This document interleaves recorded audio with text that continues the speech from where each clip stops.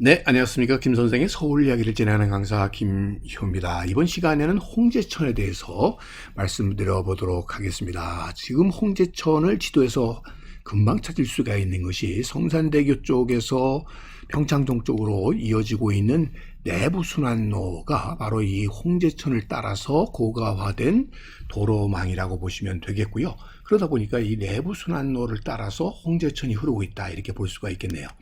자, 서울에는 여러분들 몇 개의 하천이 있는지 아시나요? 무려 35개의 하천이 있다는 사실을 우리는 그냥 잊고 살기가 마련인데요. 그렇게 된 이유는 대부분의 이런 지천들이, 한강의 지천들이 복개되어서 도로로 사용되는 경우가 많기 때문이 아닐까 싶습니다. 서울에는 이 국가하천으로서 국가에서 관리하는 한강, 안양천, 중량천의 3개 하천이 있고요.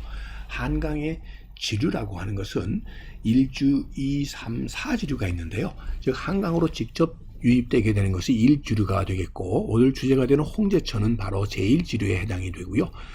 제2지류는 바로 홍제천으로 합류가 되는 불광천과 같은 경우가 바로 제2지류가 되겠고요. 제3지류는 제2지류에 합류되는 녹본천 같은 경우가 제3지류에 해당이 되고요.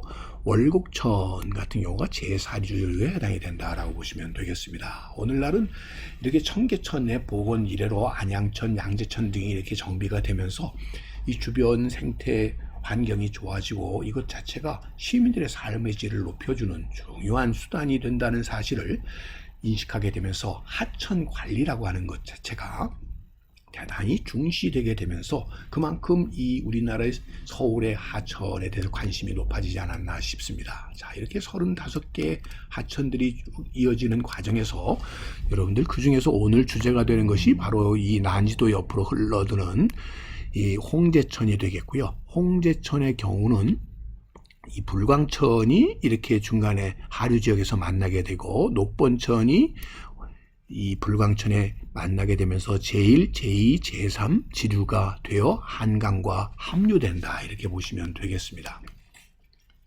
자, 지도에서 다시 보시게 되면 바로 이 내부 순환로를 따라서 이어지게 되는, 그래서 사실 행정구역으로 따지면 종로구와 서대문구를 거쳐서 마포구 등에 이어지는 긴 하천에 해당이 됩니다. 자, 왜 홍제천일까? 이것은 홍제원에서 붙여진 명칭이라고 이렇게 얘기하고, 그러다 보니까 홍제천, 홍제원천 이렇게도 불려졌던 것이고요. 또 불려졌던 게 모래내라고 하는 우리말의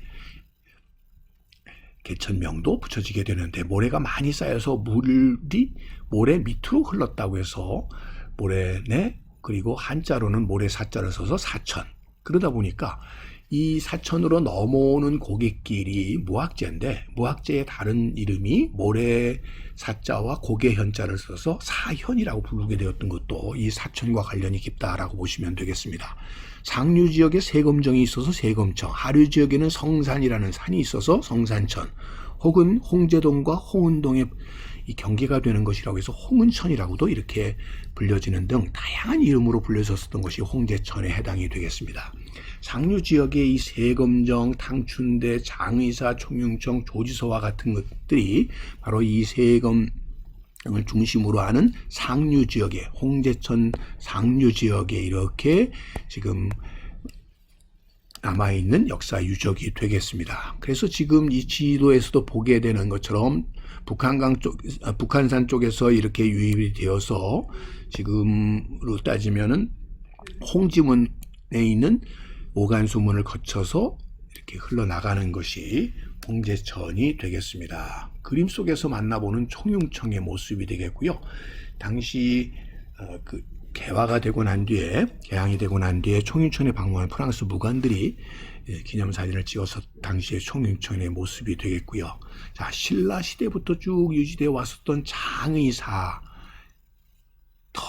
것을 알려주고 있는 이 당시의 장의사의 당간지주가 오늘날은 이 세검정 초등학교의 마당에 놓여 있는 것을 확인해 볼 수가 있겠습니다. 한편 이 한양도성이라고 하는 이 한양 도성과 북한 산성 사이에 연결해주는 하나의 도성이 탕춘대성이 되겠죠. 그래서 이 탕춘대성을 관통해서 흐르고 있는 것이 홍제천이다 이렇게 보시면 되겠습니다. 그래서 한양 도성과 이 북한 산성 사이에 이어지고 있는 이것이 탕춘대성의 모습이 되겠습니다.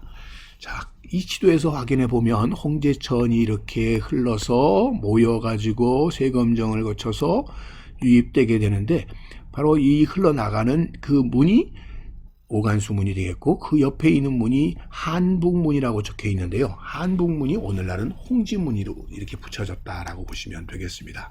자, 오늘날의 이 한북문과 지금은 홍지문이라고 불리우죠. 그 다음에 오간수문을 거쳐서 이루어지고 있는 이쪽 한양 도성에서 북한 산성으로 이어지는 탕춘대성의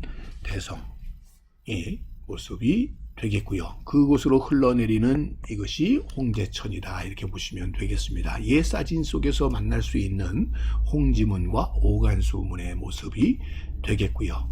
이 홍제천변의 보도각 100불이 현재 이렇게 잘 보존이 되어 있는데요. 옛 사진 속에서 보시는 것처럼 바로 이 홍제천변에 이렇게 홍제천변에 보도각 석불이 있었다라는 것을 알 수가 있습니다. 자, 이렇게 상류 지역에서 흘러가지고 서대문 지역을 거쳐가지고 이제 마포구 지역으로까지 쭉 이어지게 되는 이 물길이 홍제천이 되겠고요. 이 서대문구와 마포구를 거쳐서 이렇게 쭉 이어지는 하천의 평균적인 폭은 50m에 달한다라고 보시면 되겠습니다. 자, 그러던 중에 이 하류 쪽으로 오게 되면 강이 이렇게 상류 지역과는 다르게 굉장히 직강화되어 있다는 것을 알 수가 있습니다. 그렇게 되게 된 것은 일제강점기 때 성산과 세토선 사이를 뚫어서 이 홍제천을 곧바로 흐르게 되도록 만들었기 때문에 그러하다라고 보시면 되겠고요. 이것이 바로 오늘날 성산로가 생기게 되는 기준이 되었고, 성산 1동과 2동을 나누는 또한 경계가 되었다라고 보시면 되겠습니다. 자, 옛 지도를 보게 되면 홍제천은 이런 식으로 흘러나갔다는 걸 알 수가 있는데요. 이것을 갖다가 이렇게 직강화 시켰다라는 것을 확인해 볼 수가 있습니다. 지금은 이것이 하나의 도로로 되어 있어서 이 옛 도로화된 곳이 예전에 홍제천의 옛 물길이었다는 것을 확인해 볼 수가 있습니다. 지금 지도에서 비교해 보는 것처럼 1915년 당시만 해도 이렇게 사행천으로 흘렀었던 당시의 홍제천의 모습이 지금은 이렇게 거의 직강화되게 되었고, 하류 지역에서 불광천이 합류되게 된다라는 것을 알 수가 있겠습니다. 그래서 오늘날 지도에서 이 붉은색으로 표시되어 있는 이 지역이 홍제천의 모습이 되겠고요. 이 홍제천을 따라서 지금 고가도로화된 내부 순환로가 이렇게 쭉 유지가 되어 성산대교와 강북 강변로와 만나게 된다라는 얘기가 되겠습니다.